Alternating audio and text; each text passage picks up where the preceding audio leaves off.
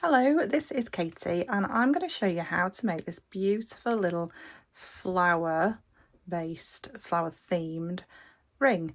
Really simple to make, probably one of the easiest makes that I did from the Relax and Craft box July 2025. I was the inspiration designer for this month, and this is kind of extra bonus material for the subscribers and for the rest of you guys out there in the world of YouTube. If you are finding me for the first time today, don't forget to like and subscribe. And if you haven't already, make sure you click all on subscribe and you will never miss one of my videos.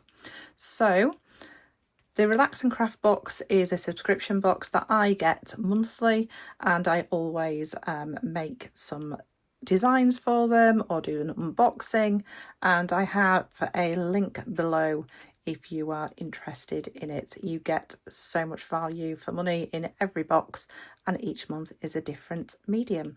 So this month was wirework, which is one of the reasons why the lovely Fleur chose me as a inspiration designer, and I had the most amazing fun with Fleur creating this box, putting everything together and making some designs. So this is a little extra tutorial. So we're going to be using 1mm wire, so you can use it directly from the reel. That is no problem at all. What you need to do is figure out what size you're gonna have first. So in the box you also got a ring mandrel and a ring sizer, so you can find your ring size, make a mark on your ring mandrel, and then you can size your ring correctly. So we want to be just a tiny bit bigger than the actual ring size that we want. So initially we're not going to cut things, not a lot anyway, but what I want is, let's say this size here, I've got it marked up as an 8. So let's say if we wanted to make an 8, what I'm going to actually do is pull it nice and tight further up, like quite a bit further up, because wire's got a bit of a memory and it likes to spring back. So when I let that go, then I can kind of push it down, and I know that that is going to be my 8. Sorry, I went a bit out of camera then. So what I did was I popped it up here, pulled it nice and tight, quite high up, and then you can see it moved. And then what I can do is I can bring this down to the size that I want. I know I'm going to be wrapping the ring shank, so the band of the ring, so I'm going to make it a little bit bigger because I want to allow for that wrapping. So it's just underneath that mark. So now I know that this is going to be approximately the right size. I'm going to do a bit more sizing as we move on. If you haven't got a ring mandrel, you can use something like a chunky pen, or like that's a lipstick, lipsil type thing, lip balm. So I'm just going to take these a little bit shorter just to start with, like so. So we're going to be still making some adjustments to this. So what I want to do is I want to wrap this ring shank. I'm just going to open it up a little bit just to make it a bit easier to wrap, but I want to wrap it with around about a centimetre and a half gap at the front. So all I'm going to do is wrap that piece of wire. Now what I can do is, because I know that I've got approximately the right length of wire, I can open that out literally just to make life easier for myself. So, and then I can offer it back and see where I am afterwards. But I know that I have got the length that I need and I don't need to add any more. So I'm taking my weaving wire, which is my 0.4mm 26 gauge. Just in case I didn't mention it before, this is your 1mm, which would be 18 gauge in US terms. So if I ever forget to mention the terms for the US, obviously I'm in the UK, so I deal in millimeters. There is a full description in the description down below. There is a full wire gauge conversion chart there for you, so you don't need to go off searching, it's all there for you. So I'm using 1mm 18 gauge and 26 gauge, which is your 0.4. All I'm going to do is do a simple hand coiling. So I'm just wrapping one wire around the other, so the finer wire around the base wire. I'm just going to get a good bit wrapped, and then I'm going to offer it back up to my ring mandrel. Opening it up just means that I've got a little bit more freedom, a bit easier to wrap. So I'm using my wire, my weaving wire, my wrapping wire from the actual reel, so I'm not going to be wasting anything today. I'm just going to keep wrapping. Every few wraps, make sure you push it really nicely together, and then you're going to get a really nice finish. If you end up getting like lots of twists in like this, make sure you unravel them. Don't pull them, unravel them, and then start again, because if you get twists and they do end up snagging and pulling tight, you will end up with a bit of a disaster, because that makes that wire more likely to snap. So I'm going to go a little bit further. Even a little twist like that, I'm still going to go and unravel it, take it back the opposite way. So keep wrapping and pushing.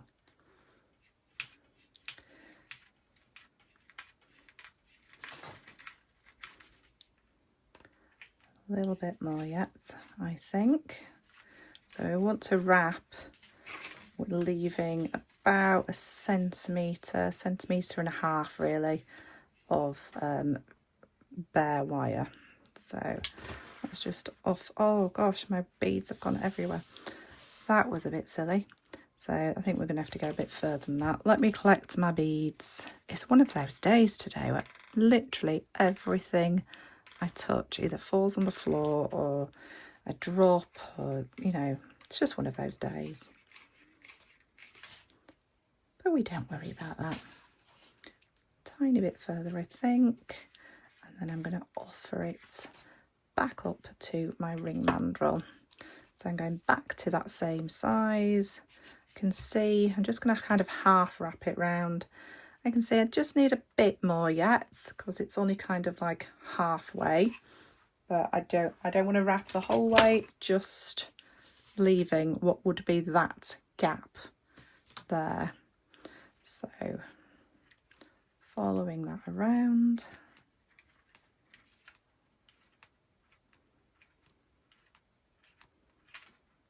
Nice and tightly pushed together, making sure we're not getting any kinks in our wire, and just keep offering it up.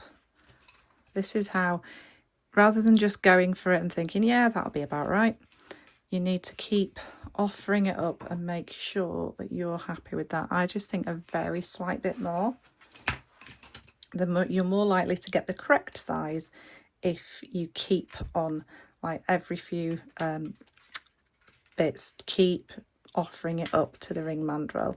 If you kind of go off on a little bit of a tangent and think, oh, it's okay, I measured it a minute ago, it'll be fine, that's when things start to go a little bit awry, and then you can end up with the wrong size. It's too tight, too big. I mean, with this ring there are things we can do to kind of sort that out, but it's nicer to make it just in one go. So I'm pushing that all the way around. So if I bring that across there, I think I might have gone a little bit too far. Just a tad too far. I'm just going to take it back just a few wraps, and then we can cut off that wire. So this is why it's better to keep checking. So I'm just unraveling a little bit, and before I cut it, I'm also going to check again. So now I've got that wrapping around, I know I can be more or less just on that that mark, that 8, and I'm happy. If you think about the width of this little flower section, it's going to fit in that gap really nicely. So we're just going to trim off the weaving wire. We're going to be using some more weaving wire in a second, but so we're trimming this off. Flush cut, so flush side of our pliers closest to our work. and then we're going to just smooth that around. So I grab the wire over just where that end was, and then I twist and make sure it's actually smoothed around. If you just squish, yeah, it'll tuck it in, but you'll still have that little edge. But if you just, once you've squished, just smooth it around slightly, and it'll just make sure that it stays exactly where you want it, and it's more smoothed around with the roundness of the wire. So we're just going to leave that to one side just for a few minutes, and we're going to look at our beads. So I've got a little piece of my 0.4mm here. We're going to thread this. This is way too long. We're not going to need this much, but I'll probably cut some off in a minute. So what we need to do is thread all 6 of our 4mm drilled, center drilled beads. You can use any beads.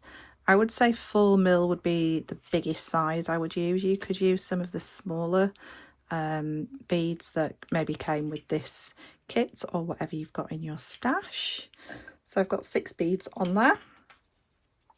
I am going to just cross these wires over until they come together. We want it to go into a round. Okay, so we've brought them round. I haven't done anything yet apart from I'm just going to grab the end of the wire and bring it so one of the wires is stuck more out, and then I'm going to bring the wire round the back of that and then push it through. So you can see my wires are separated. I've just brought that out just so it's got a bit of an angle to grip onto, and then I'm just going to push through this wire. Now we do want a little bit of a gap there, so don't worry, these guys can be nice and close together, but we just want to wrap this around just a couple of times. Okay, so we've got those wrapped together.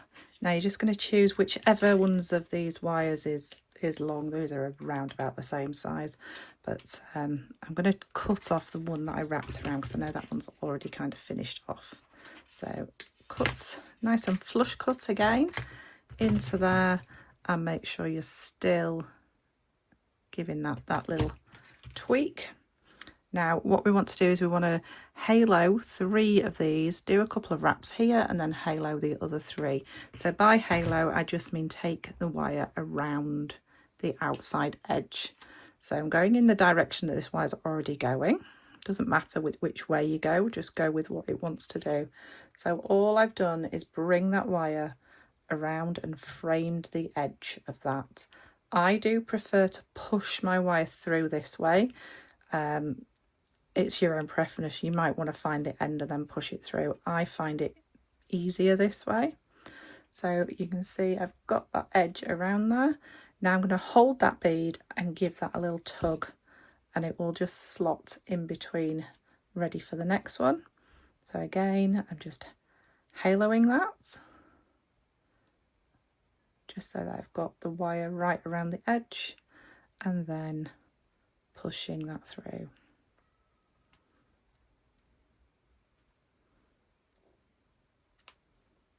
Okay, and again, hold on to the bead that you've just done and just give it a little tug. You'll kind of hear a little click, and it'll click into space. So this one, we're going to do the same thing, and then we're going to do an extra wrap in this side. So we're just going to push that one through there. Again, hold on to the bead that you've just put the halo around, give it a little pull, and then just for this side, because it's the opposite side, we're just going to pop an extra wrap in there, and it'll just separate this side a little bit more. You might want to put 1, you might want to put 2. I think that will be okay with just 2 there. There we go. So you can see we've got a gap that's going to connect here, and there's a tiny gap here where we're going to do a bit of connection as well. In fact, I'm going to see if I can get away with 3 with that one. Oops, I'm unwrapping it.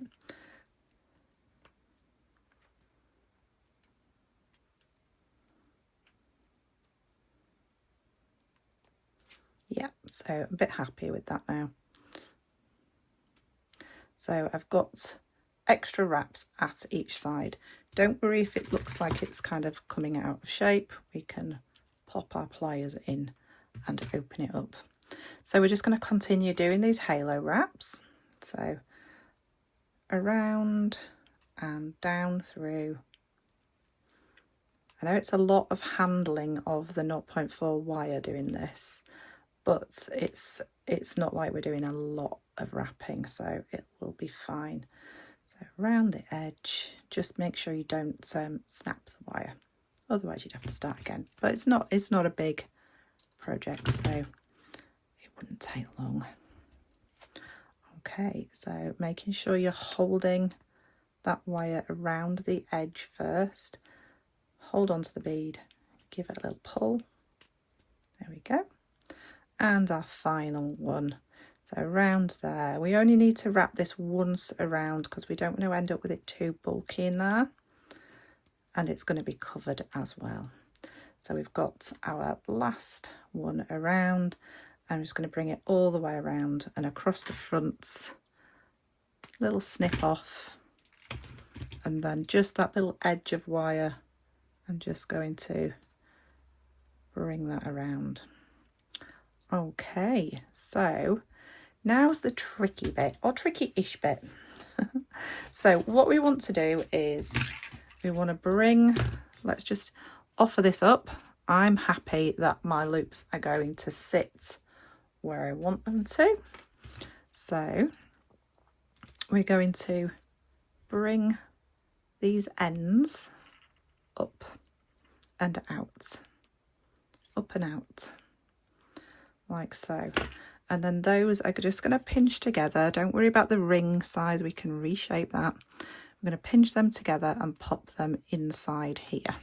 Okay, so if you wanted to do, you can pop this onto your ring mandrel to do this. You can bring them together a little bit, pop it on there. It'll be quite tight at this point, but that's what we want because we're trying to get this ring size. So I've brought it down to the size that I want, and then all I'm going to do is I'm going to bring these over each side. So I've brought each side over like so.